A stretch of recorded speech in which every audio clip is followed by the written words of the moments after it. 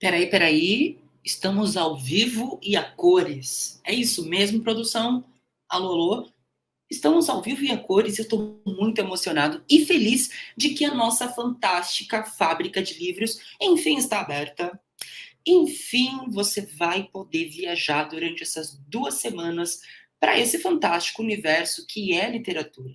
Vão ser 2 semanas de papo, eu, você e eu, com profissionais do mercado do livro, principalmente profissionais aqui da nossa região, para falar sobre como escrever livros, como lançar os livros, você aí que tem ideias paradas, engavetadas, tanto no lado editorial quanto independente. A gente vai trocar um papo muito legal. E cada sala vai ter um convidado especial. Mas espera aí que eu tô falando sobre a nossa fantástica fábrica, porque eu tô empolgado com o convidado de hoje. Vocês já perceberam, né? Ó, me tremendo todo. Deixa eu me apresentar. Um minuto. Enquanto isso, se apresenta também aqui. De onde que você está falando? Você gosta de ler? Qual o seu gênero preferido? Me conta o livro que você está lendo. Qual livro você está lendo? Me conta aqui. Vamos criar uma intimidade? Porque 2 semanas conversando, poxa vida, né? Eu preciso conhecer um pouco de você. Um pouquinho só. Meu nome é Marcos Martins, eu sou autor do livro Até que a Morte nos Ampare e Mortinha da Silvia. Vamos lá. Os meus livros, eles são trabalhados principalmente na dinâmica escolar. Inclusive, o Até que a Morte nos Ampare, ele foi implantado recentemente em todas as escolas municipais de São Paulo como acervo complementar na sala de leitura. Sim, e por quê? Porque o Até que a Morte nos Ampare, ele fala sobre a valorização da vida, sobre a depressão, de uma forma muito, muito leve, sim. Não se assustem com o título. A obra tem momentos engraçados, tem a Dona Morte no livro, num olhar de ressignificar a vida, e, enfim. Quem leu aqui, não sei se tem alguém aqui que leu, sabe que ele traz numa linguagem realmente para abraçar, para acolher e conversar. E o Mortinha da Silvia fala sobre o luto na infância. Teve um olhar de uma psicopedagoga também. Eu estou fazendo meu merchan aqui, claro. Ah, uma coisa especial de eu compartilhar é que tanto Até que a Morte nos Ampare quanto o Mortinha da Silvia, eles são lançados pela editora Ciranda Cultural. O Até que a Morte pelo Selo Príncipes e o Mortinha da Silvia pelo Ciranda na Escola.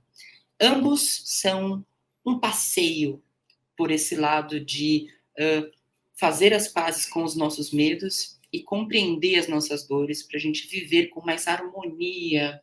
Olha que legal, olha que bacana. Porque esse é o poder do livro. E falando em poder do livro, quem vai vir aqui hoje trocar um papo com a gente sabe muito bem, aliás, marcou uma geração com o poder e continua marcando com o poder dos seus livros. Você sabe quem é, né? Tô aqui, ó, sigo me tremendo. Ele dispensa apresentações, mas assim, se eu quisesse apresentar ele, eu usaria 2 livros que eu gosto muito. Gosto de vários, mas 2 que eu gosto. A Droga da Obediência, Os Caras, e O Fantástico Mistério de Feiurinha, que virou filme. Quem tá lembrado aqui, comenta aqui quem lembra. Vocês sabem de quem eu tô falando, né? O pessoal do marketing da nossa fábrica já divulgou. Pode vir Pedro Bandeira, por favor. Que honra. Não, peraí. Antes do Pedro entrar, deixa eu te contar uma coisa. Peraí, olha lá. Aqui na nossa live vai ter um link para você se inscrever com o seu e-mail. É fácil e é super rápido. Por quê? Porque se você se inscrever e participar de todas as nossas lives, e eu tenho que participar, no último dia você vai receber um e-book, mas calma, não é qualquer e-book. É um e-book muito especial, feito por profissionais do mercado do livro, que a gente vai conversar aqui, te ensinando como lançar um livro independente, como chamar a atenção das editoras, como lançar seu livro por editais também.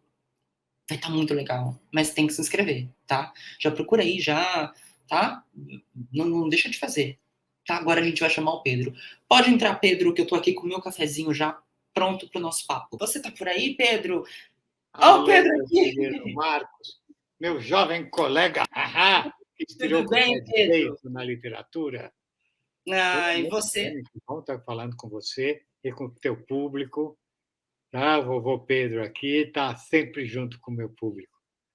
você é demais. E ó, vou te falar uma coisa. Eu estava olhando, Pedro, e eu queria confirmar isso.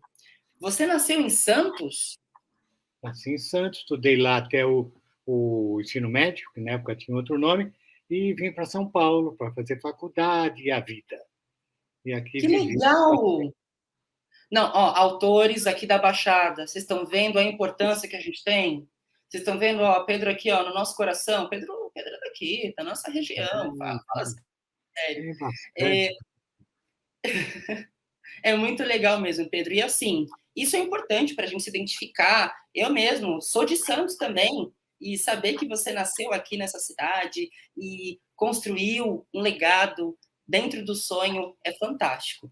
Assim, falando em fantástico, né, que a nossa fantástica fábrica vai falar sobre o mercado editorial, e a gente sabe, né, Pedro? Eu entrei agora, estou começando agora, mas eu já vi que, por mais fantástico que seja o mercado editorial nacional, ele tem lá as suas problemáticas.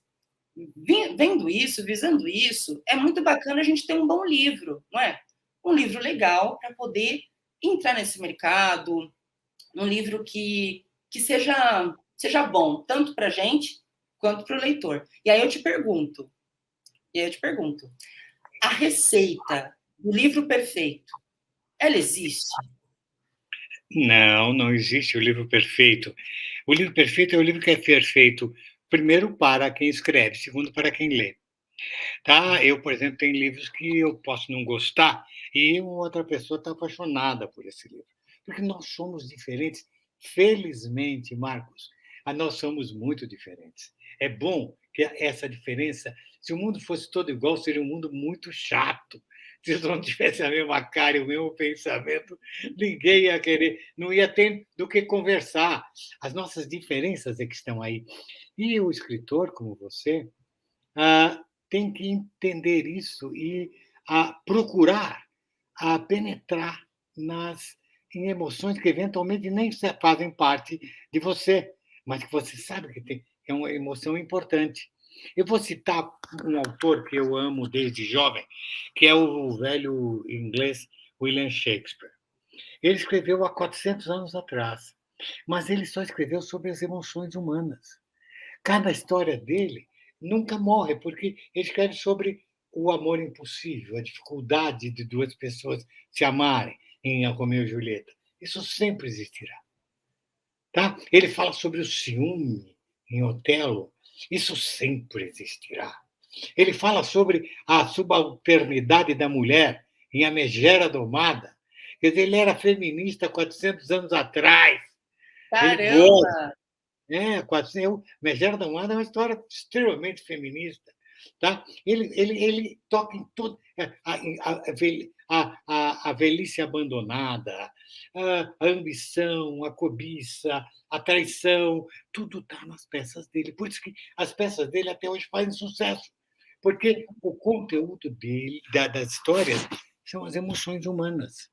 As emoções humanas. Eu tenho um amigo meu que é um grande escritor e é autor de novelas, o Valcir Carrasco, que ele teve uma Legal. ideia, ele pegou a história de A Megera Domada, que é a história de um homem rico que tem duas filhas. A mais velha é um pentelho, uma chata, briguenta e danada. E a outra é mais jovenzinha, uma gracinha de menina. E tem muita gente querendo casar com essa mais jovem. E ele não aceita. Ele disse, ela só vai casar se eu casar minha primeira filha, a mais velha. E oferece um prêmio para quem conseguir domar aquela megera. E claro que entra um vigarista, um cara muito esperto, né? E ele pegou essa história e passou para o Brasil, uma fazenda, um fazendeiro rico que tem duas filhas, e pacatá, três rapazes que gostam da mais nova, a mais velha que é uma peste, e aparece o Petruccio, que é um vigarista, pode deixar, comigo mesmo, e tal, sabe? Então, ele faz, parece que essa novela foi um grande sucesso. Você vê, é Shakespeare no Brasil, tá? Ele é um cara muito culto, né, o Valcir, meu amigo já há muitos anos. Ele entende? Então você vê, a obra mais imortal brasileira é Dom Casmurro, que é uma história sobre o ciúme.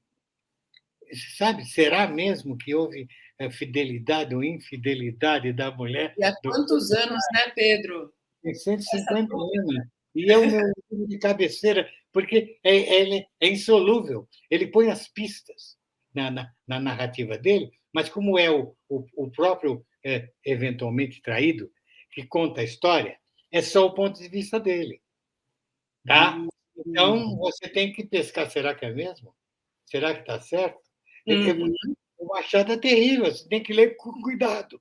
Porque os outros personagens, tem um cara vagabundo chamado José Dias, que vive encostado na família do Bentinho, porque a mãe do Bentinho é muito rica, e ele fala mil coisas, você tem que analisar as coisas que ele fala. Será que ele não está fofocando?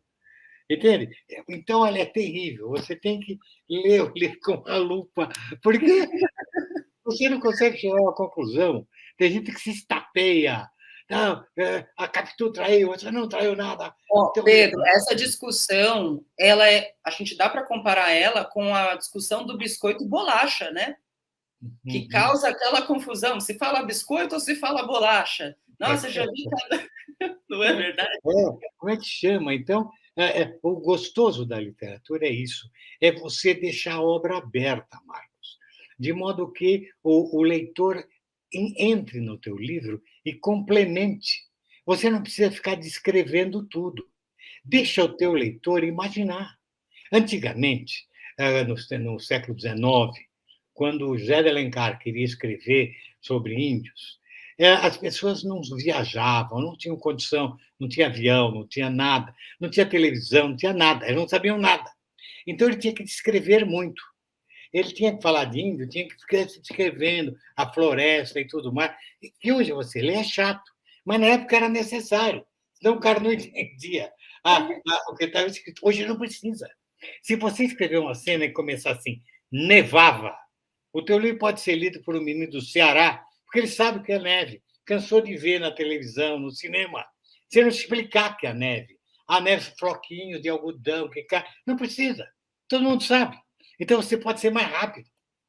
Tá? Você pode ser mais rápido. Então, o melhor é você, por exemplo, não descrever um personagem.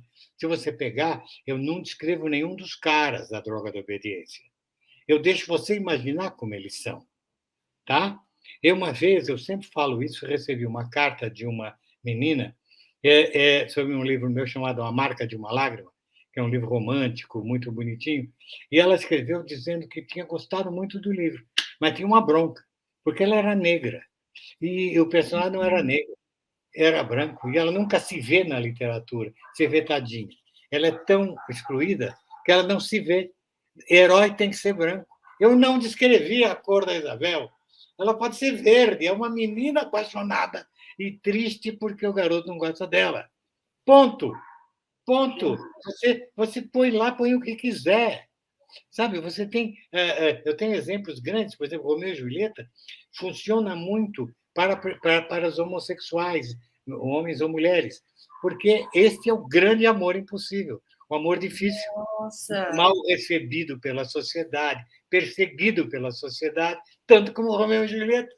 Não importa se eles são heterossexuais. Eles são duas pessoas que se gostam e a sociedade não deixa que eles se gostem. é Eles terminam. verdade, é É, verdade. então qualquer um pode ver aquilo. Ele não disse que se é um amor heterossexual ou não. É um amor que não deixa acontecer. E é tão Tá? importante, né, Pedro? A gente Claro, se você vê.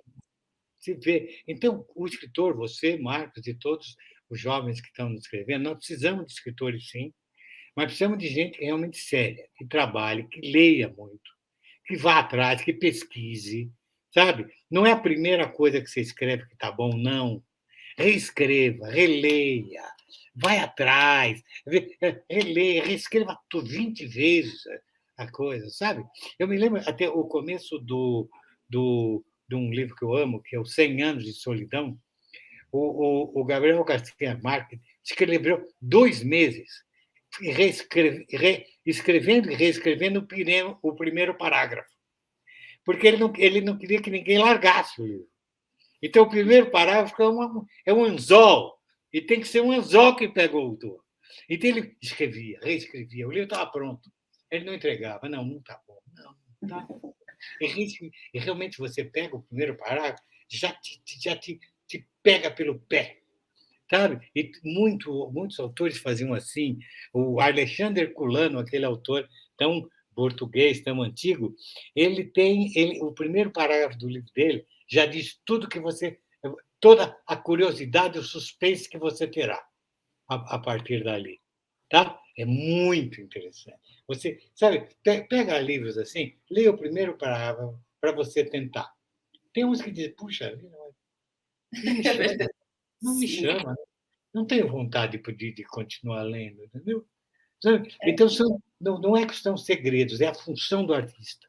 E não é só o escritor. O artista ele tem que falar com o seu público. Um compositor, quando pega o violão e vai compor uma melodia, ele está querendo falar sobre o sentimento humano e ele quer agradar a pessoa que ouvir a música dele. Ninguém fala, vou fazer uma música para todo mundo odiar. Ninguém faz isso. Ninguém gostar, ninguém faz isso. Eu faço, não é verdade? Um pintor fala, vou pegar essa tela, fazer uma coisa tão ruim que ninguém vai querer olhar para ela. Não, claro, não. Tá? E ele tem que pegar uma outra pessoa que não é ele. Você vê, por exemplo, compositores como o Caetano Veloso ou o Chico Buarque, são antigos, eles fazem música na primeira voz de mulheres, tá? Numa boa, porque o escritor tem que tentar entender todas as pessoas. Os personagens dele não só pode ser. Eu tenho 80 anos, sou um velho. Eu não posso escrever sobre velhos de 80 anos. Eu tenho que escrever sobre meninos, meninas, gordos, magros, pretos, brancos, não importa. O ser humano e a emoção do ser humano é que pega. Por exemplo, você fez um livro, provavelmente mais juvenil, a da bruxa, e um pouco mais infantil, da bruxinha, né? Então, se você quer ser lido na bruxinha por um menino de 8 anos, uma menina de 8 anos, 7 anos, você tem que pensar um pouco nela. Como é uma menina de 7 anos? Como é um menino de 8 anos? Será que ele vai entender o que eu estou falando? Agora, já no teu primeiro livro, você já está falando com gente bem formada, gente que já fez, já no mínimo, já está fazendo o Fundamental 2, talvez até pulando para o ensino médio. Então, ele já entende mais. Mas quais são as emoções dele? Não estão maduras ainda. Ele não é um adulto pleno. Ele tem problemas, ele pode ficar deprimido de uma fossa funda. Tá? Nossa, Pedro, é muito bom você trazer isso, porque é uma verdade, é uma preocupação que a gente tem que ter quando vai querer escrever essas obras. E quando você fala disso, da fossa, da coisa, desse cuidado de compreender, eu me vi muito nisso, porque eu tive que passar por uma pesquisa muito grande de como abordar a temática valorização da vida, depressão, de uma forma que não desse gatilhos. Olha, Pois dica é, muito boa. você falou em tentativa de suicídio. Ou seja, uma pessoa, quando pensa em suicídio, qual é a coisa que você mais. Que todo ser humano tem, a única coisa que ele tem que ele precisa proteger? A vida. A vida. Se ele não tiver a vida, não tem mais nada. Não resta mais nada. Então, a defesa da vida é a coisa mais importante. Uma pessoa chega, ela já faz assim para se defender. Se você chega depressa na frente, sem querer, você põe a mão na frente, sabe? Uma criança faz isso, tá? Então, quando você chega num poço tão fundo, a ponto de querer abrir mão da única coisa que você tem, você só tem vida. O resto você obtém. Você conquista se puder. Mas uma coisa que é teu, você tem, é a vida. Quando você chega num momento tão difícil, que você quer abrir mão disso, caramba, você, ao escrever para essa pessoa, você tem que tentar compreender essa pessoa. Tentar, às vezes, essa depressão é química, remédios podem tirar, mas como é que foi a vida dele? Como é que foi eu fiz, por exemplo, nesse livro que eu citei, A Marca numa Lágrima, uma menina uma menina de 14 anos cujos pais separados, a mãe é filha única, a mãe é muito na dela mesma, só pensa nela mesma. Ai, estou com dor de cabeça, vai ver televisão. Ai, sabe? O pai não quer saber, o pai já está longe. Então ela se sente o pior dos mortais. Ela passa a se odiar, sabe? Como se ela fosse a causa da dor que ela mesma sente. Então, Sim. não, então eu tenho que tentar entender. Eu me falei, isso é bobagem, menina. Ai, que coisa boba. Tá, você até que é bonitinha, arruma um namorado, sabe? Eu tenho que É, entender. Puxa vida, caramba, o que aconteceu? Como ela pode sair? Como ela pode. Como você mesmo disse, né? Você pega a tua dor e põe no papel, é uma forma. é, Uma forma. O poeta faz muito isso. Você vê que a poesia geralmente é assim. O cara está na maior fossa e bota no papel. E sai uma poesia tão boa que outros que estão na fossa usam aquilo. acolhe, né? Abraça, é um momento nosso. Olha, nossa, poema, parece eu e É, né? Existe um autor um poeta antigo muito famoso que é só de fossa, chamado Augusto dos Anjos. Todas as poemas dele deu uma fossa. Ele era um homem casado, trabalhava, tinha um monte de filho, mas ele devia ter uma força muito funda, porque todos os poemas dele são pessimistas, são lá embaixo, sabe? São de choro e tchau, coisa, né? Então você vê, até atrás de uma casca que parece feliz e tal, uhum. pode ter um problema estupendo, Nossa, sabe? Pedro, e é muito bom para poder nomear essas dores, para poder É, enxergar essas dores. exatamente. Eu mesmo via muitas dores minhas, via alguns problemas que eu estava passando e nem sabia, às vezes, que estava passando, através da literatura, através dos livros. Quando Claro, você fala isso, bum, é exatamente, a arte ajuda muito a gente, você sabe disso, né? A com arte ajuda. certeza. Já que a arte pode ser uma lavagem emocional, porque a literatura não existe para ensinar nada, nada. É falar de emoção. Quem ensina é o livro didático, o livro de filosofia, tá? Você não pretende ensinar nada. O Shakespeare não pretendia ensinar nada. Machado, Dostoiévski sofria que nem um cachorro, coitado, tá? Ele não queria ensinar nada, mas ele queria mostrar a dor do mundo, mostrar as dificuldades que existem, sabe? Uma família que os irmãos Karamazov, uma família muito desequilibrada, entende? E um outro autor que foi meu amigo, um autor de teatro, Plínio Marcos, ele via assim no lixo, ele sentia assim, mas tem amor aí, tá? Há amor no lixo. Há uma personalidade nesses caras que dormem no chão. E fazia disso obras de teatro fantásticas. Esse é o dedo do artista. Então, se você, querido, que nos está ouvindo, a minha, o Marcos, se você tem necessidade de passar para o papel não só as tuas emoções, mas a tua capacidade de expressar a emoção do outro, compreender o outro. Você tem que aceitar o outro, não criticar o outro. Você pode até, de repente, escrever a história de uma pessoa extremamente malvada para procurar as raízes do mal dentro dela. Tá? Então, tudo são desafios emocionais para você. Agora, não tenha ver. Estude muito, leia muito, mas não tenha vergonha na hora de escrever. Manda bala, manda bala. Depois Nossa, relê, é muito relê, importante você falar isso. relê, relê. Não joga primeiro rascunho, não. Não, relê, repensa. Será que está bem explicado? Eu entendi mesmo isso? Será que eu não fui muito fundo? Aí você vai pesquisar melhor aquilo. Tá? Porque a responsabilidade, depois que o livro está impresso, amigo, não há nada mais a fazer. E quando a gente quer fazer, né? Que a gente faz, ai, mas isso Depois, não é tá. melhor nem ler, nem reler o livro, porque Certo. eu estou com É, vontade de arrumar os troços. sim, eu também sou muito assim. Quando tá pronto, É eu melhor não ler. demoro, eu demoro um Demora, pouquinho. demora. Ela vai pensar: "Ai, mas porque eu", sabe? Nossa!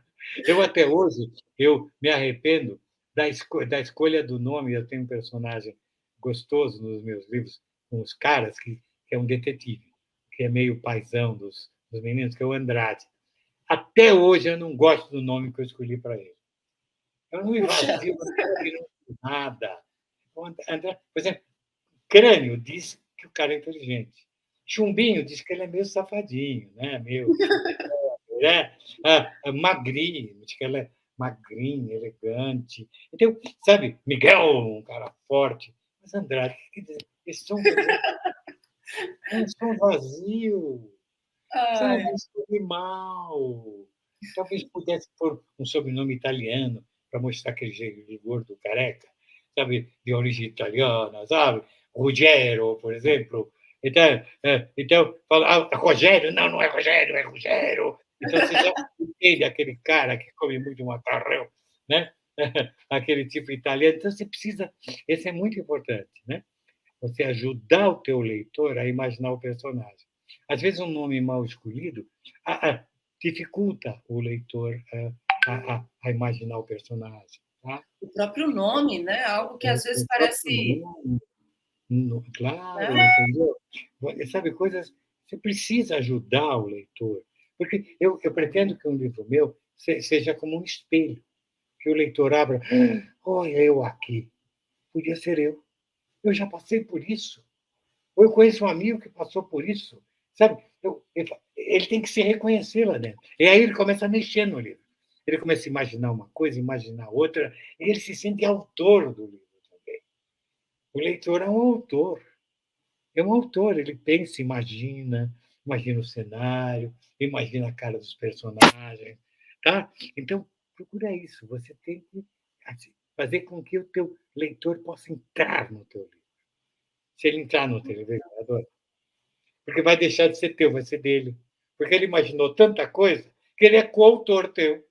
Ai, esse é ótimo. Ele escreve o jornal para você, você fala, não era assim que eu pensava, mas tudo bem. Tudo bem, não, claro, opa, tudo bem. Isso acontece, isso acontece. Chegam assim e falam, nossa, mas nessa parte aqui você quis dizer isso, não quis? Aí você, Você achou? Você quis? Então, se você achou que eu quis. eu quis mesmo. Eu quis Não, mesmo. e assim, aproveitando essas dicas todas que você está trazendo para a gente aqui, dessa parte da identificação, dessa importância da pesquisa, da importância da emoção. Como a emoção é uma potência, eu queria te fazer uma pergunta. Estou com a minha ideia aqui na cabeça, já do meu livro novo, vai, tá aqui na minha cabeça, e eu quero colocar no papel. Eu quero começar a construir o que vai ser a história. Quais seriam os primeiros passos? Para mim, eu não sei qual é para você e para outros escritores. Para mim, é quem vai contar a história. É o protagonista. Porque através do protagonista, da maneira que ele pensa, a história vai se desenvolvendo. Tá? Então, se você encontra um bom protagonista para viver a história, ou um bom narrador, que pode ser o amigo dele, pode ser um narrador Deus lá em cima, que vê tudo, pode ser ele mesmo narrando, tudo isso mudará a história. Você tem que dizer quem pode falar e a partir de que ângulo ele pode falar. Por exemplo, se o teu narrador é um rapaz muito jovem, uma menina de 14 anos, ela tem uma série de limitações de olhar. Ela não tem a maturidade de um adulto. Ela tem uma série de neuroses internas que vão influir na narrativa dela. Tá? Se teu narrador é um homem velho, ele já pode ter narrado aquilo já sob outro olhar, outras desilusões que ele já teve na vida. Tá? Vai ser diferente. Se é um menino pequeno, a visão dele é toda. Você tem que pesquisar o que é um menino pequeno. Então, para o menino pequeno, o papai é um herói. Para um adolescente, o papai é um idiota que não me deixa sair com os meus amigos e ir no shopping. Não me dá a mesada que eu precisava, entendeu? É. O Mas o dinheiro para menino o lanche, né? O dinheiro é, para o lanche no shopping, poxa. só isso, pai, caramba, pão duro. Então você começa, vai acontecer no menino, papai é um herói, nossa, um super-herói. Então tem todos esses patamares. Você tem que levar em consideração a psicologia do narrador. Tá? Certas coisas o narrador não poderia dizer se ele é assim. Ou ele teria que dizer já que ele é assim. Tá? Ele pode ter julgamentos sobre um outro personagem e que o leitor fala, ele está julgando errado. Esse personagem não é assim. Ele está vendo errado. Ele está odiando esse menino, mas ele não está entendendo esse menino. Pronto, sabe? Então, tudo se desenvolve, tudo vai. O personagem, o teu narrador, te ajuda, porque ele passa a ter ideias próprias, porque você estudou a personalidade dele e ele desenvolve o livro, ele vai em frente. Ele vai em frente. Eu já tive experiências de personagens surgirem e se desenvolverem e eu não tinha pensado no personagem. Eu não tinha pensado nele. E, de repente, ele toma posse. Então, isso é normal, Pedro. Isso é normal, não é, não é você, nenhuma assombração. Porque não, acontece. é assombração, é uma assombração. Miserável, o que você veio fazer aqui, cara?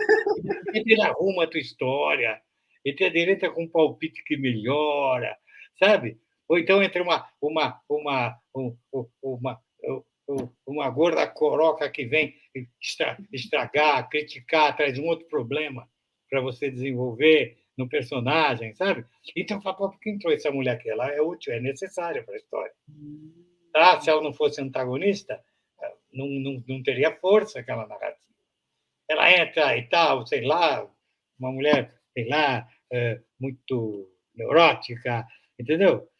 Sabe? Então, tudo isso aí você tem que sacar a psicologia, a personalidade de cada personagem. Tá? Mas você vê, geralmente, o protagonista, que a ideia de protagonista é muito terrível, porque ele pensa alguma coisa sobre este coadjuvante. Mas você não sabe, o coadjuvante até pode falar com ele, mas você não sabe o que está passando na cabeça do coadjuvante. Tá? Senão ele vira protagonista. Entendeu? Ele vira protagonista. Ou então você é um narrador tão superior, você é aquele narrador Deus, onipotente, onisciente e onipresente, que aí ele pode falar sobre todos. É difícil trabalhar assim, porque ele tem um poder tão grande que você tem a impressão que ele pode mudar a história a qualquer hora. Então, a tua escolha de narrador e de protagonista é o primeiro passo. Uma boa ideia, o enredo é pouco importante. Olha, imagina o seguinte: imagina uma via férrea. Uma via férrea. Tá. Para que ela exista, é preciso que haja trilho, certo? Certo? Agora, um trilho basta para ser uma ferrovia? Não. Um ferro lá no chão. Por que ela foi feita? Foi feita para trazer uma coisa daqui para cá, de A para B. O quê? E como? Como? Como? Aí entra a forma. Os vagões, a locomotiva. Isso é o como. Como uma ferrovia chega daqui e ali. Mas um trem vazio chegando daqui e ali não tem importância. Então, por que você tem uma ferrovia? Porque haverá carga e pessoas aqui dentro. Tá? Então, o trem está levando alguém do ponto A para o ponto B, e essa pessoa está indo para o ponto A para o ponto B, por quê? Por quê? O que tem na cabeça dela? Ela está fugindo? Tá? Ou é uma viagem boba? Como é essa ferrovia? É um trem chato, um trem bala japonês? Ou é um trem cheio de curvas, que vai passar por vales e montanhas, e que vai chover uma hora, e vai ter que não sei o quê, de repente quebrou uma ponte onde ele vai passar, entende? Ou ele é uma Maria Fumaça infantil, engraçadinha, colorida, que as crianças vão gostar, entende? Então, tudo isso você tem que pensar. Então, a ideia, você tem uma ideia, a ideia pode ser o enredo precisa, porque eu preciso saber o que é que vai acontecer, tá? Eu quero saber o que vai acontecer. Mas, se você me contar de cara o que vai acontecer no fim, você estragou a minha graça. Porque a graça é eu passar por todas as etapas para isso eu saber o que acontece no fim. Essa é a graça da leitura. Tá? Então, você vai inventar lances e coisas e tal, que começa essa ferrovia, se ela é sinuosa, ou se ela é tão rápida, ou é não sei o quê, ou entende, há um atentado que no meio do caminho derrubam a ponte e todo mundo tem que sair e tal. Sei lá, isso você vai precisar. Agora, isso vai acontecer para interferir na intenção de quem? Do personagem que está a bordo do seu trem. Ele tem pressa. Aí explodiram a ponte. Nossa, e agora? Por que ele tem pressa? Ele está fugindo. Ele está transportando um segredo de Estado. Ele é um espião. E agora, se ele parar, a polícia vem atrás dele, sei lá. Você vê quanta coisa. Tá? Nossa, muito legal. Dá para. Uhum. Tá? Então, uma boa ideia te leva a fazer um livro. Mas agora, quem vai contar essa história? Como vai contar a história? Quem vai sofrer essa história? Quem vai ser vítima nessa história? Quem vai ser solução para essa história? Tudo isso tem que vem. Aí você começa a desenvolver, aparece. Se você está indo bem, aparece alguém para fazer isso. Você vai, não, está muito, eu preciso de um problema para piorar um pouco a história para eu continuar. Aí também querer ser viu.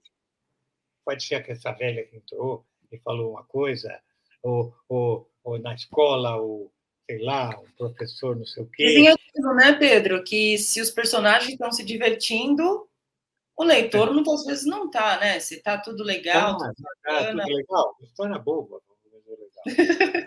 Legal. Uma emoção, as emoções humanas não são. Todo mundo é perfeito. Estou feliz. Não é bem assim. Você tem problemas e você vai escrever sobre problemas.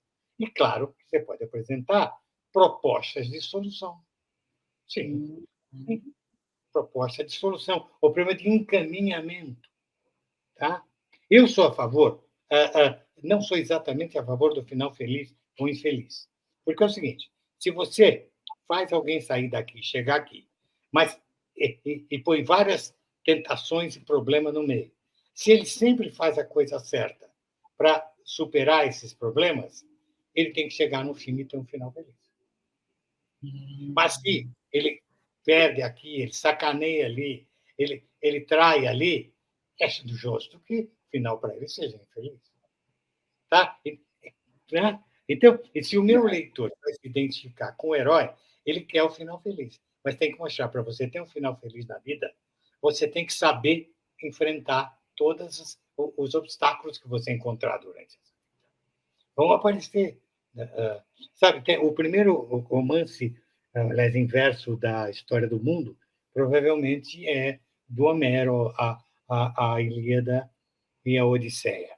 A Odisseia é a história de um homem que está em determinado lugar e a trajetória dele quer voltar para a terra dele, que é uma ilha de Ítaca, onde há a mulher dele e seu filho, que ele quer encontrar. Então, ele passa por 1000 problemas durante essa viagem.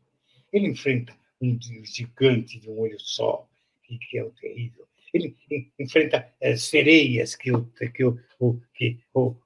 seduzem. Ele enfrenta 1000 problemas. Só que como ele vai sempre.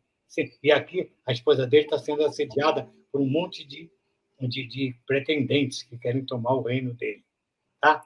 Então, se ele conseguiu passar de modo certo, quando ele chega, e aí é completamente idiota se um desses pretendentes matasse ele. O certo é que ele vença esses pretendentes da mulher dele e recupere a mulher e o filho. Porque ele fez tudo certo. Então, é lógico o final feliz de A Odisseia. Porque ele fez tudo certo. Ele deixou de se abater às vezes, recuou, mas deu a volta por cima. A vida é essa. Você sempre, durante a tua vida, Marcos, você vai passar por uma série de desafios. Às vezes você vai perder um pouco, você vai repensar, vai dar a volta, tá? Porque você está caminhando certo.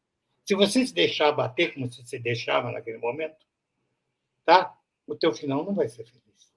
Mas se você soube lutar, soube ultrapassar, soube se compreender, o teu final tem que ser feliz.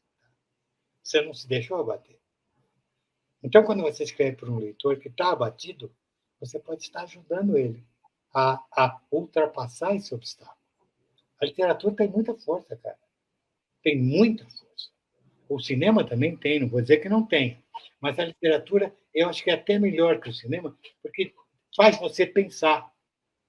O cinema faz você pensar pouco, porque está tudo ali. Você sabe que é Tá uma opção, rolando. está tudo rolando. É bacana, é emocionante, eu não vou dizer que não seja, mas não te dá o desafio da interpretação. Tá? A literatura, a boa É literatura. verdade, Pedro. E tem momentos que a gente para. Às vezes eu estou lendo um livro assim, e coisa que no cinema não dá para fazer, por exemplo, é você pausar um filme depois de uma cena que te faz pensar, né? Não, você É, viu a cena segue. Mas no livro você vê, você faz. você faz Não. discussão aí, olha que caramba. Aí você para, toma um café, às vezes toma uma É. água para poder. Às vezes você vai dormir, antes de dormir, você pensa de novo naquela história, onde é que vai dar isso, sabe? Então você está atuando em direção à história, com a tua inteligência e com a tua emoção, tá? Porque arte é emoção, arte é emoção. Tá? Ninguém faz uma comédia para ninguém rir. Faz uma comédia para a pessoa rir, achar engraçado, tá? Entendeu? Ninguém faz um drama para ninguém chorar. Tem que chorar, porque é um drama. É, Entendeu? Para você compreender. Sabe? Você fica pensando, o Crime e Castigo, Dostoiévski, é um livro incrível, que o sujeito mata duas velhas para roubá-la. E ele fica o tempo todo no seu pensamento achando razões lógicas para não ser um crime aquilo.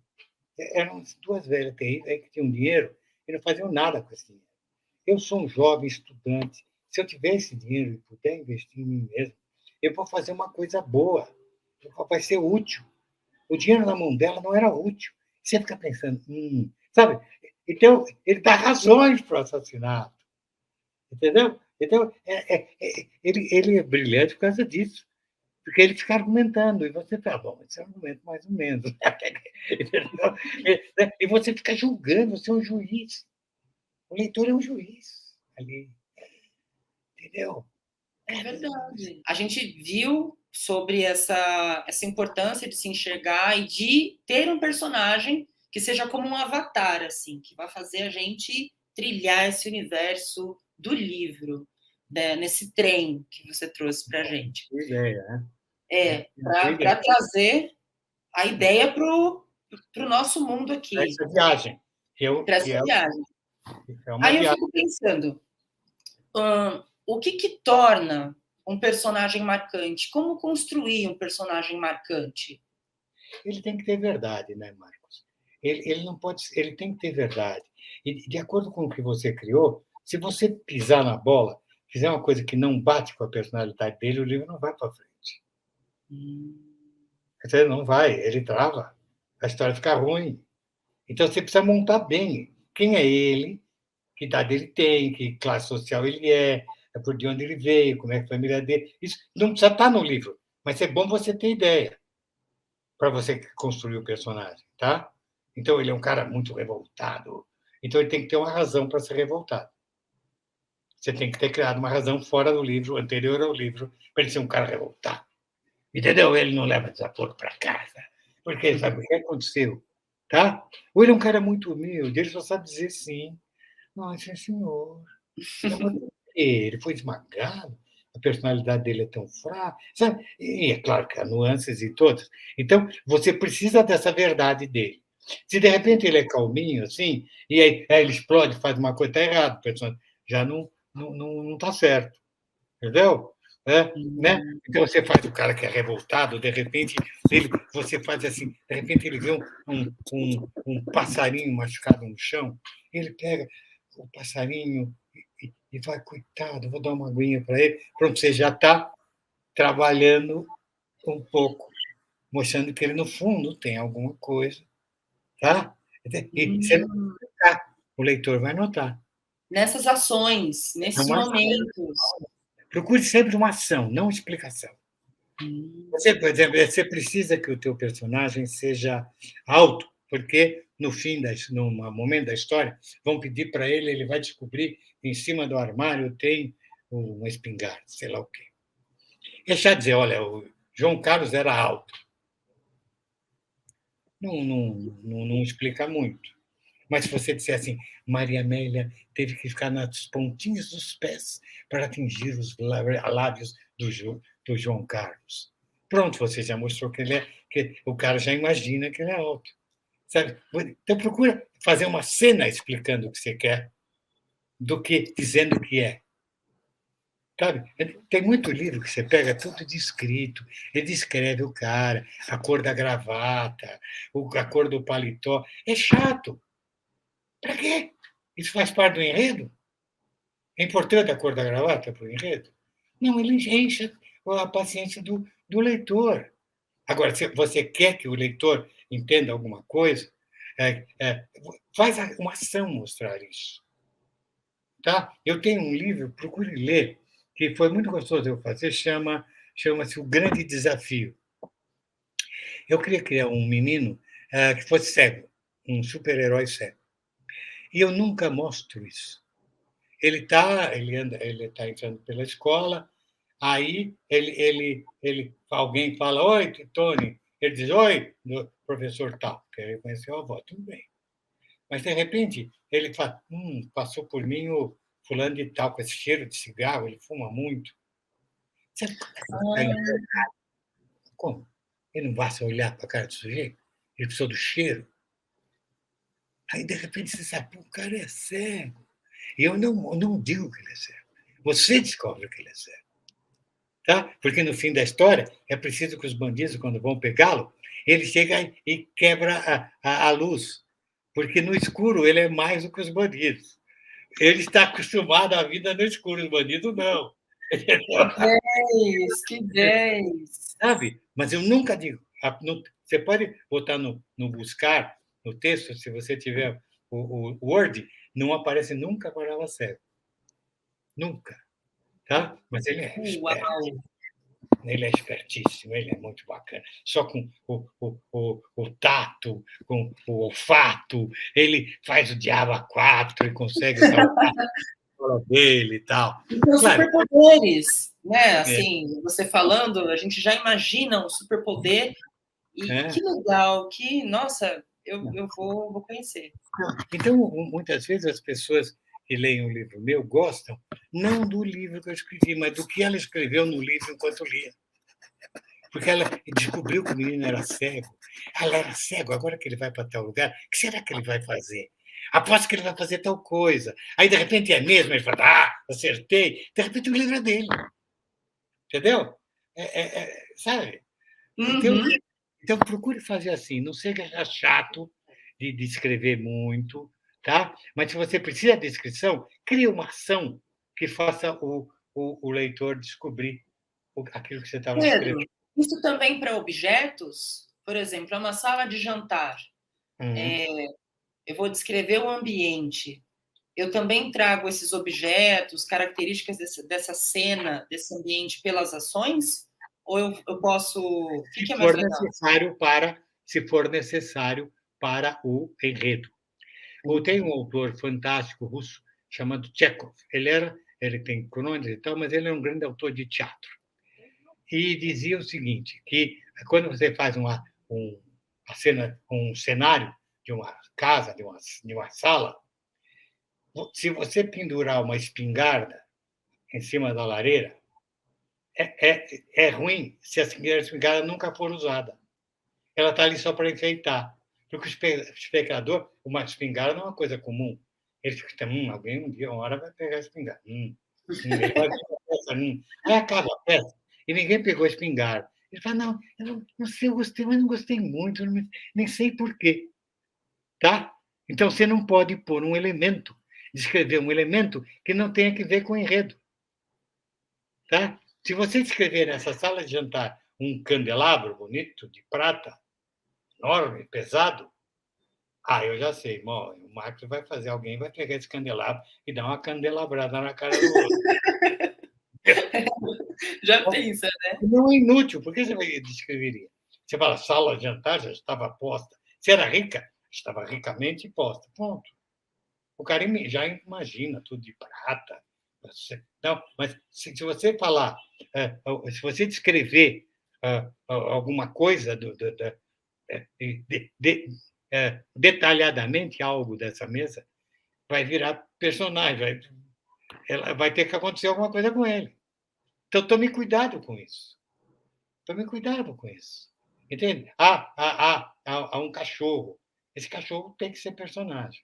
Porque não é normal ter um cachorro ao lado da poltrona do Lord Murdoch. Tem um cachorro. Mas por que você pôs o cachorro?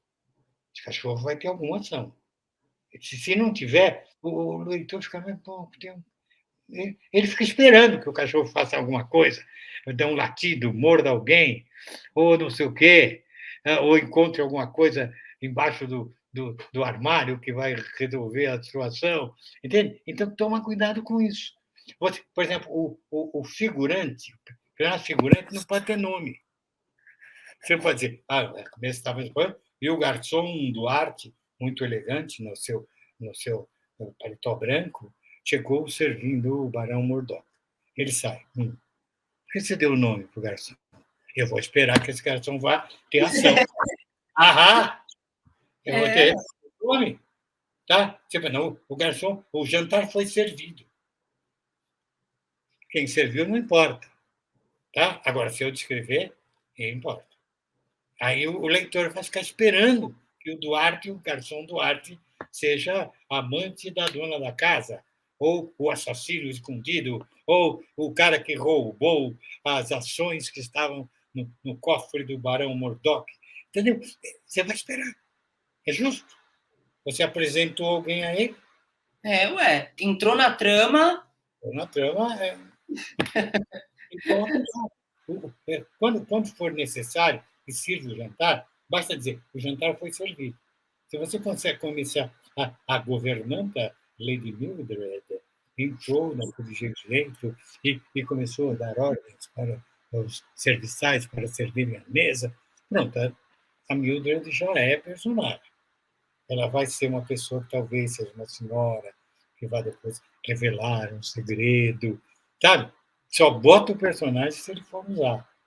Sabe? Só escreva se for usar. Sabe? Se você escrever uma coisa, entrar no escritório, todo mundo já sabe as coisas que tem no escritório.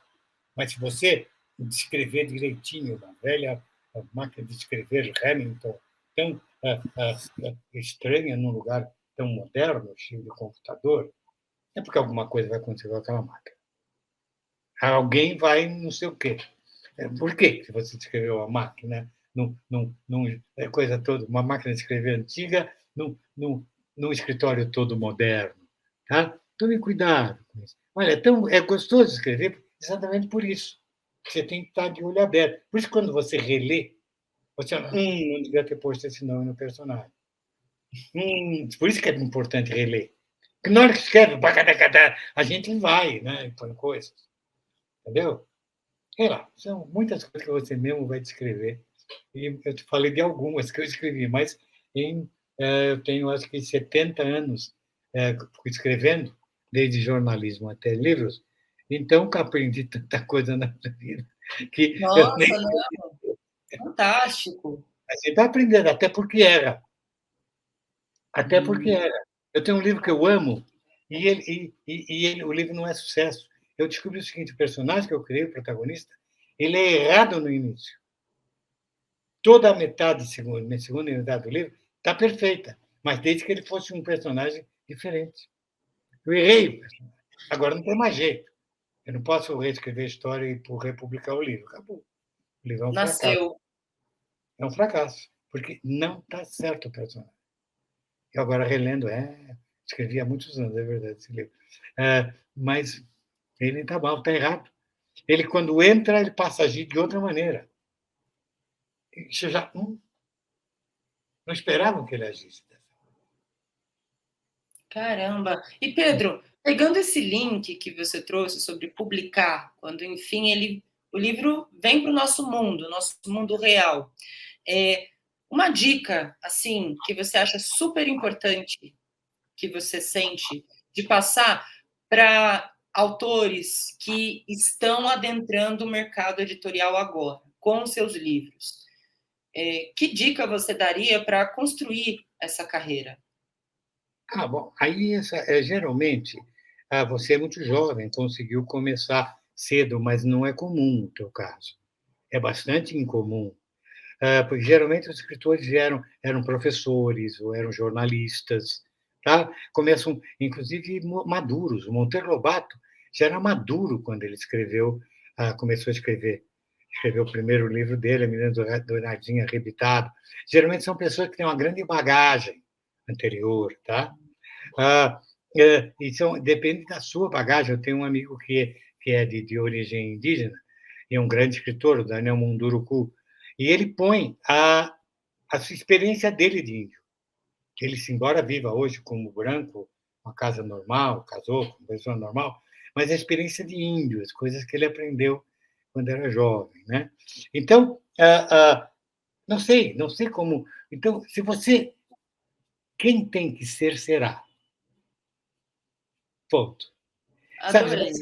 mas se você é uma pessoa que nunca leu, achava chato quando o professor mandava ler um livro, você não vai ser escritor, não vai mesmo.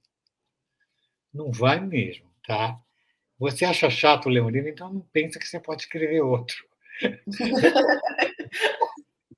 Eu gostei dessa, porque é verdade, ler e escrever tem um casamento, uma parceria fundamental. Claro, se você não é um bom leitor, como é que você vai ser um bom escritor?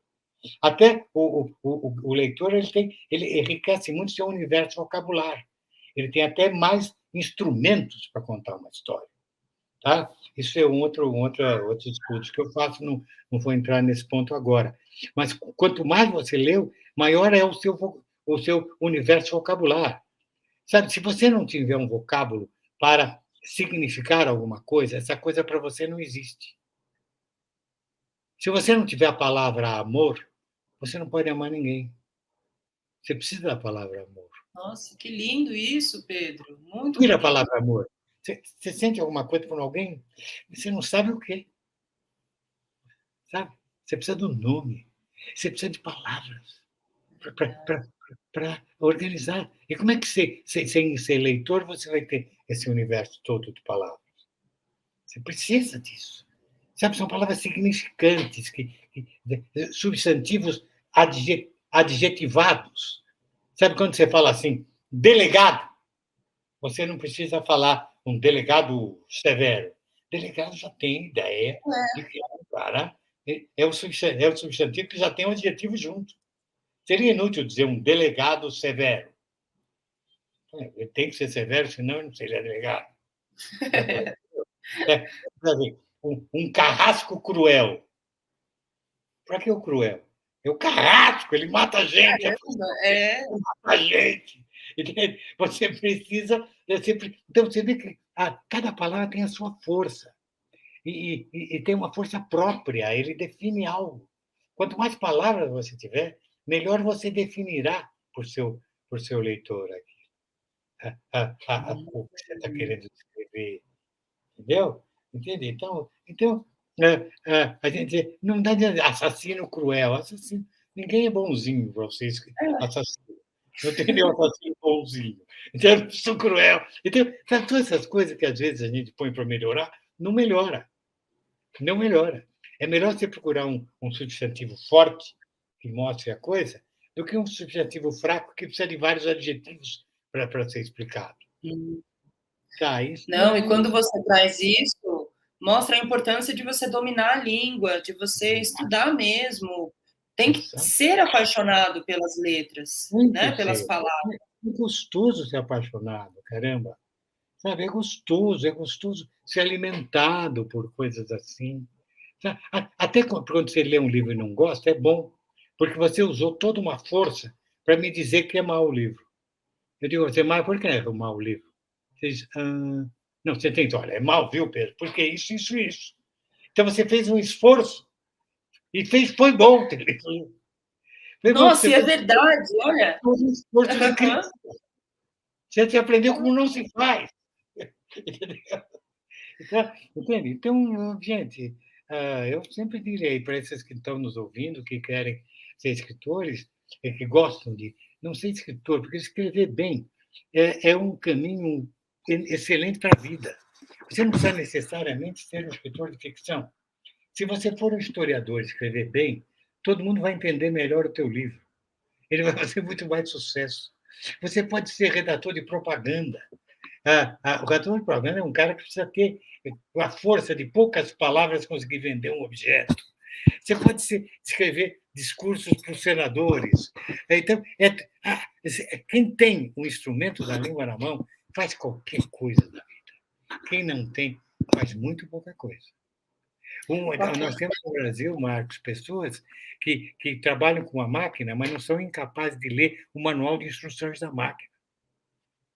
Sabe? Ele pode ter um acidente e pode até quebrar a máquina. Entendeu?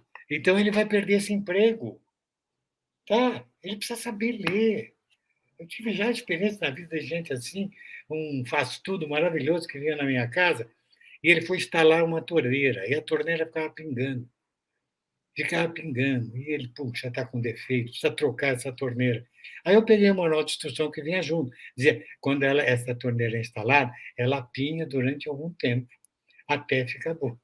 Ele ia devolver a coisa, porque ele não era capaz. Ele falou, não, sabe, seu Pedro, negócio de ler é difícil. Então, você vê, até na profissão dele, o fato de ele não saber ler leva ele a prejuízos. Tá? Então, o cara que domina a língua, ele dominará qualquer coisa. Nem um vigarista vai te enganar. O vigarista vem com uma fala toda, você vai, você já saca que ele está querendo te enrolar.